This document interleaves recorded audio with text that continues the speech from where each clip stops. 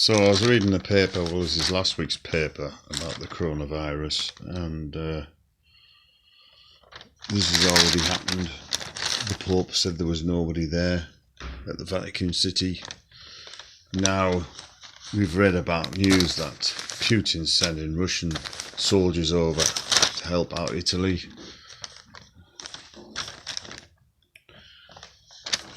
First time ever. Of course, Florence was deserted, lots of rooms of views. This is, by the way, the Daily Mail. 16 million in quarantine. Yeah.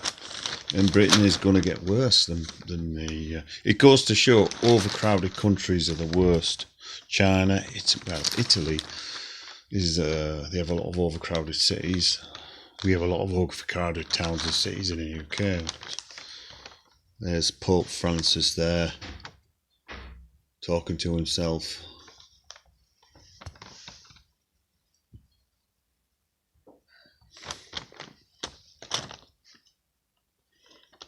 And there's something that is going to be interest children just as likely to be hit. Now I've seen it's Mother's Day today, and I've seen children being accompanied by the parents to visit the grandparents, even though Boris has said no, it's still happening. Cruise ship tragedies bring us home. Well, you know, cruise ships.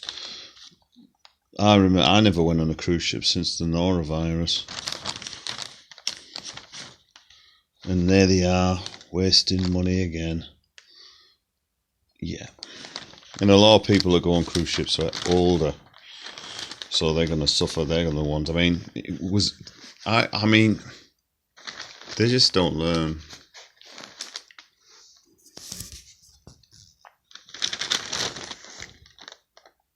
And there's an article here about the Queen. This is last week's paper, but I'm just updating what's happened since then. The Queen is planning to go ahead with her garden parties in England and Scotland, despite being large gatherings of thousands of people. Buckingham Palace, that's going to be knocked on the head. This is last week, so that's been cancelled.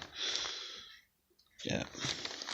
But I think the biggest thing was Italy is now getting support from Putin, which is a real nice gesture.